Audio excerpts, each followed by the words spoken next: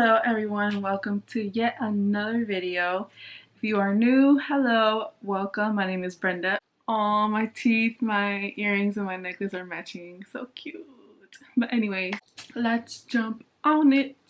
So lately I've been trying to be more open-minded about certain topics. I want to touch on topics that people don't really want to think about or like to talk about because they're so strange. And I feel like one of those topics is time traveling or time travelers. There's a lot of stories of time travelers, and I just wanted to touch on two of them. Both of them are really popular. You might have heard about them. The one is the man of Taured or Taured. Taured, I'm pretty sure it's Taured. And the other one is John Titor. Titor, something like that. So time traveling is the concept of moving from one point in time to another, or some people might say it as like moving between dimensions or changing from one dimension to another. I'm gonna start first with the man of Taured. So in 1954, a neatly dressed Caucasian man arrived at the Haneda airport in Tokyo, Japan. He says he was going on a business trip and he was able to speak a lot of languages, but his main language was French. So they searched through his things, and in his wallet they found currency of like several different countries. So they asked the man his country of origin, and he mentioned that he was from Taured. So nobody has ever heard of the country named Taured, so they asked him questions like, where is Taured? So he said that it was a country that separated Spain from France, and that's why he was able to speak French the most. So they started to look into all of his documents, and everything seemed real, like official. He showed proof of his identity. He showed a passport from Taured with a whole bunch of stamps from other countries, and he mentioned that it was not his first time in Tokyo. So everybody was still confused. So they called up the company that he supposedly worked for, and they said that they never heard about this man. They also called up the hotel that he supposedly had reservations for, and they also said they had nothing under his name.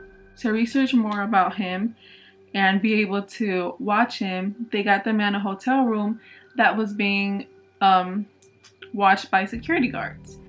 The next morning, they go into the room ready to ask the man more questions, and the security find no sign of him. Like, he just gone.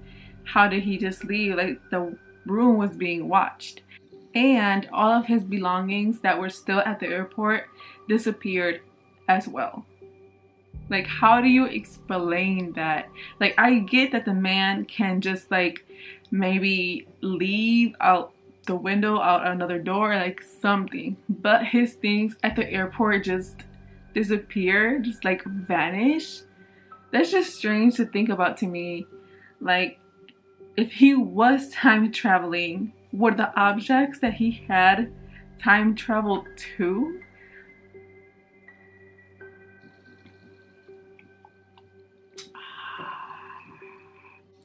But the next man that I'm gonna talk about, I'm sure you have heard of. Like, it was a long time ago, but not that long ago. So I'm pretty sure like some of you have come across his name. Like I mentioned before, his name is John Titor. I'm gonna say Titor. So John Titor, or Titor, popped up around the year 2000. He said that he was an American soldier from 2036.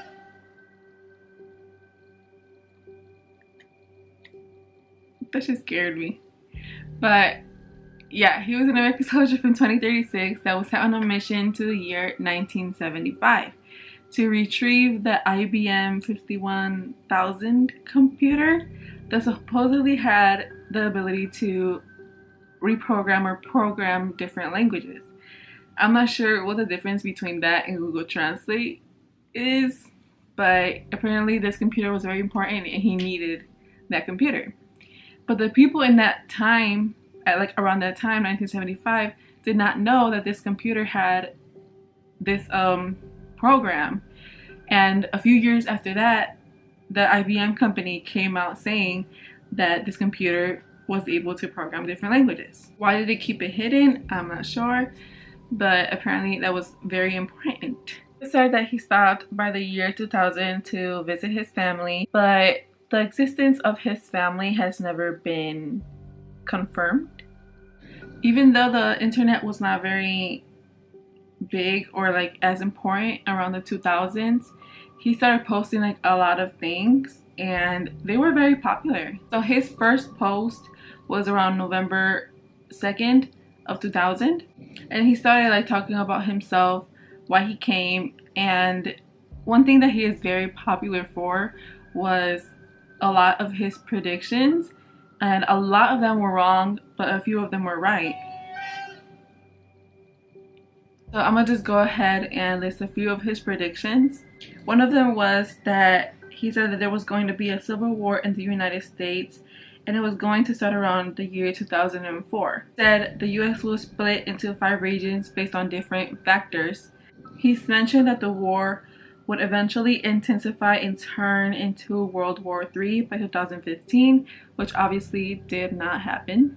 So he also mentioned that the company CERN will discover a way to time travel by working with miniature black holes, which has not happened, but they have been working on it actually, and they mentioned that they're working out with black holes, trying to figure out how one person could travel to another dimension. Also touched on the explosion of the Columbia spaceship. It was now 8:40 a.m. and these are pictures of their last moments alive. Columbia's a Columbia, Houston, UHF comm check.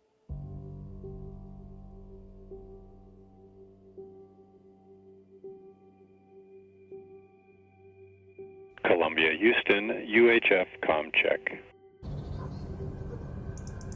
38 miles above ground, the space shuttle had exploded. So he was trying to hint that this would happen, that the Columbia spaceship would burst into flames. He said that the 2004 Olympics would be the last Olympics, which is not true because a lot of his predictions were wrong. A lot of people think that he was a hoax, but what about like all the things that he did get right? Also, like a lot of other people think that maybe he predicted things for the wrong dimension or timeline. He even went as far as showing a design of his actual time machine. Scientists have not been able to explain how advanced and just perfect this is, and people have been trying to identify this picture and trying to pinpoint it to a certain text or book. It's so detailed and shows all the parts of his time machine. Like, how could we debunk that? But his last post was March 24th of 2001. So this is his last post. I'll be leaving this world line shortly, and this will be my final post. There are only a handful of people who will know exactly when I'm leaving, and I'm sure they'll let you know when I'm gone. In the last few days, I have found your choice of topics quite interesting, and from an objective viewpoint, I think it collectively answers one of your own questions. If time travel is real, where are all the time travelers? In the past, I have stated that quite frankly, you're all scared the hell out of me. And after that post, he just disappeared. There is just like a lot of things to think about because we don't have an explanation for a lot of the predictions that he did get correct. I can't help but think, like, what if he comes back? What if we hear from him again? Like, what questions would we ask him? What predictions would we have for the future now that a lot of the things that he said have passed? I just have like a lot of questions. He also touched on like how things would be in the future. He said that in 2036, healthcare would be compared to how you see in Western movies. He said that there are more family doctors and there is no real organized healthcare. So if you were to get a serious disease, he says you would just die. How the entertainment industry would be in 2036. He said it was less centralized. There are movies and TV, but everything is just like more on the internet, and people would produce their own shows, kind of like YouTube. What type of money do we use in 2036? He said that we still have money and credit cards, but the monetary system would be decentralized. There is a John Titor website. I'm gonna link it down below, and it says like all of his predictions. His posts are separated by like month from 2000 to 2001. Tell me what you think about it. Do you believe in him? Do you believe he was a real time traveler? But thank you so much for watching. I hope you enjoyed this video. Please give it a thumbs up, comment, subscribe. I know I don't have a good schedule for posting. I don't ever know when I have time. I'm sorry. But thank you to everyone that keeps up with me, because I don't really even promote my videos and I still get a few views. And thank you for watching. Follow me on my social media and I will see you. You will see me and we will see each other. Why does my camera keep doing that? But anyway, I will see you. You will see me and we'll see each other next time. Bye.